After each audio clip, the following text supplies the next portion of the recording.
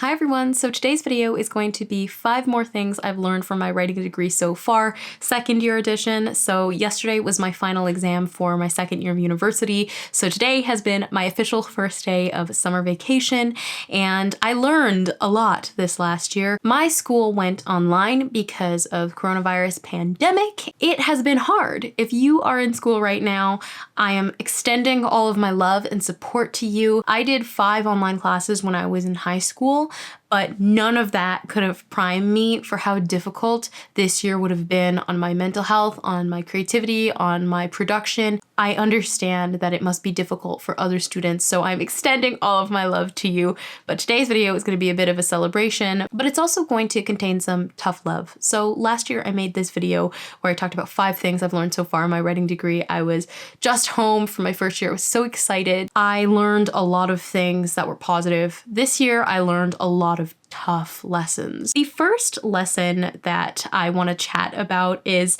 that I need to be more open-minded and give things a chance. Be patient. I really struggled this year because there were a lot of new things that were thrown at me and I really wasn't prepared for all of that newness. Of course, we're going to talk about the pandemic is a new thing. Obviously, I wasn't used to handling that. There were so many changes in my life this year, despite me being home all the time. And there were also changes to how I thought my degree would go. I was one of those people who, since like grade 10, was researching the university I go to now. So it was years of me researching and poring over every little detail about this program. And because of that, my expectations, whenever something doesn't go in the way that I was expecting, it always surprises me. And I'm not gonna lie, I struggle with change, and incorporating new things that I wasn't expecting was really hard for me this year. If I could go back, I would tell myself to continue to give it a shot. It's not gonna be easy, but to give it a shot. Sometimes sticking through actually makes things a bit more profitable for you. Like, I learned a lot from the things I wasn't used to. That's going to push me into the next point for this video, and that is to focus on what you can control. So I think because of the pandemic, there was a lot out of my control. I would really spend a lot of my time thinking about things that were out of my control. And instead of freaking out about that and really putting all of my eggs in that basket next year, I would like to tell myself, like, listen, this might not be going the way that you're thinking, but just focus on what you can control. Put all of the positivity out there and see what you can get from it. I'm not an optimist, I'm a pessimist. And so sometimes that can get the better of me. I would love to do more self-reflection and some of the harder work of being a human being and just focus on what I can control. And that would be my work and what I'm giving to other people. I also learned that my writing degree is still work. So this year was interesting for me. Many times I contemplated switching programs, dropping out, and this is for the first time in my life. I, this year, had many different changes to my degree that I've been thinking about and I'm still not even sure about. I'm on track for either an English major or a minor, depending on if I want to continue in the stream. A lot of the things you'll learn about craft are a little bit more interpretive when it comes to English classes. At least that's how I've noticed it. And when it comes to writing, it's a little bit more actionable rather than focusing on analysis. But with that said, I did take a lot of English classes this year. I can't even count. I took many of them because I needed electives to fill, and I was thinking maybe I could get like a minor or a major out of this. But because of that, I was focusing a lot on work that wasn't my writing degree. I was focusing more on the academic work. Essay writing, for example. I was at a panel that was being run for the program, and one of the alumni said something really smart. They said, your writing degree is still work. And I think it was more in that, you should still sit down and do it. For me, I interpreted it as, Rachel, like, stop treating the degree as the thing at the back of your head. You came all the way here for this degree, and don't forget that. And I'm not saying that I won't get extra qualifications in other classes. I don't know. I'll have to see how it goes. It's a huge decision that I have to make. I prepped my ass off in high school to get into this school and to get a scholarship, because if you didn't know, I'm incredibly blessed financially to be going to the school that I'm going to, but it took a lot of work and, of course, the support of my parents to do this. I have a full scholarship. I have to keep up like an A average in order to like keep my scholarship. And because of that, I found myself really not putting as much effort into the things that I'm good at. And so that's like writing. And I put more effort into the things that I think are a bit more academic. Writing takes as much effort. I was doing a lot of work weekly. It would be about 7 poems a week and 3 to 4 stories a week. So it was thousands of words that I was reading every single week, and I had to critique, and I would spend hours on them because I love it and I love to give best quality feedback that I possibly can. But I think it was a huge oversight on me this last year. I was not treating this degree as like work. It is work. A writing degree is so much work. Even if I'm good at writing, I'm good at short fiction, I hand in good poems, which most of my poems were not good. I'm so sorry. Even with that said, it is still hard to balance. It's still work. I want to tell myself, like, don't just prioritize your academic courses over the writing, because like, this is what I'm here for. I had to keep reminding myself, I am here for this.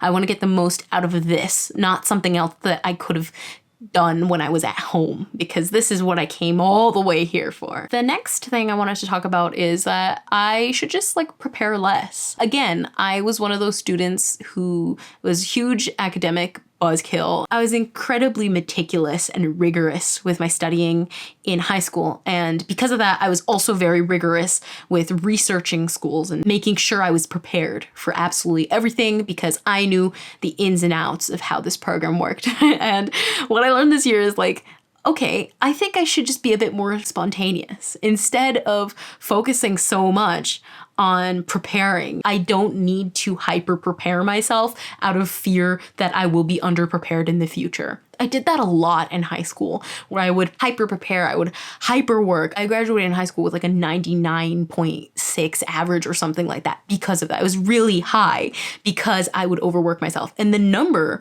was satisfying, but I was not satisfied because I was so in a constant state of preparing and never letting any sort of spontaneity hit me. Spontaneity is often where you learn a lot. So for example, this year I had planned that I had 2 stories that I wrote last summer. So in 2020, like July or so of 2020. And I thought, okay, so these are the stories that I'm going to workshop in January of 2021. I only ended up workshopping one of them. And then the other one, I decided, you know what? I'm not going to workshop this one. I'm going to write something new. I literally thought I only had a week to write it. I was mistaken. I actually had 2 weeks.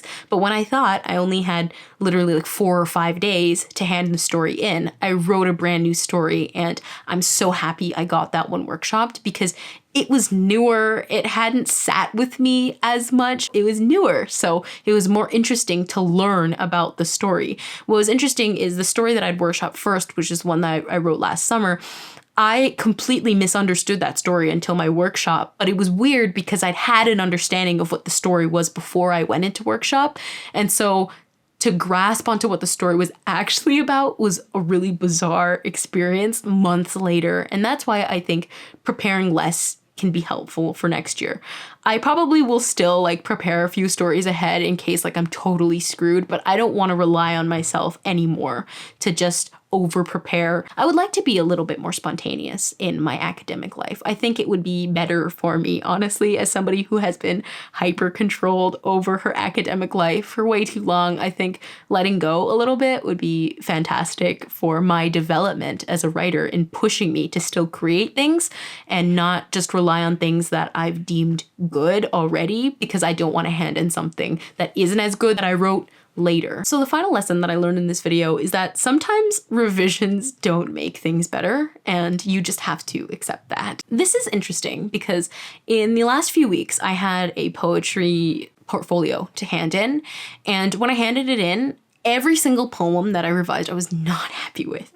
And it's because I'm really new at revising poetry. I'm not good at it. I suck at revising poetry. And I felt every single time I revised it, I made it worse. I couldn't make it any better, but I had to hand it in. And so accepting that revisions doesn't always mean better, you can actually make things worse, was really bizarre to me. And I'm not saying that every single time you revise something, not to scare anybody, that it will be worse.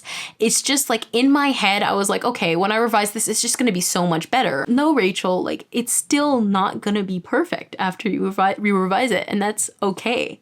And still handing things in without perfection, like, and without being complete and 100% there, is okay. Like you can just do what you do. I remember I talked about this last year about handing in work that I didn't like anyway. Well, this year was even worse. I handed in things that I know are objectively not good, but I just had to do it. I'm a pretty anxious person, and also I have to worry about grades on top of, you know, being a writer. It can get really stressful to keep thinking to yourself, this revision has to be good on the first go.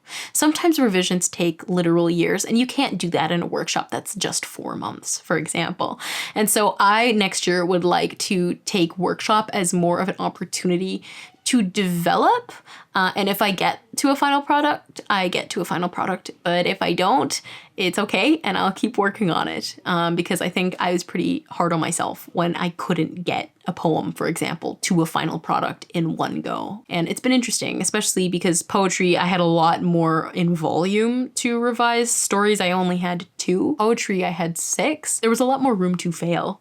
And I really had to accept toward the end of the semester that I was going to fail. Some other revisions are not good, and that's okay, because I'll develop and I'll make them better. So that's gonna be the end of this video. Thank you so much for watching. Hopefully 3rd year is a little less chaotic. If not, I will cry. But if you're a student, let me know how things are going. I'm sending all of my love to you, and I will see you in another video. Bye.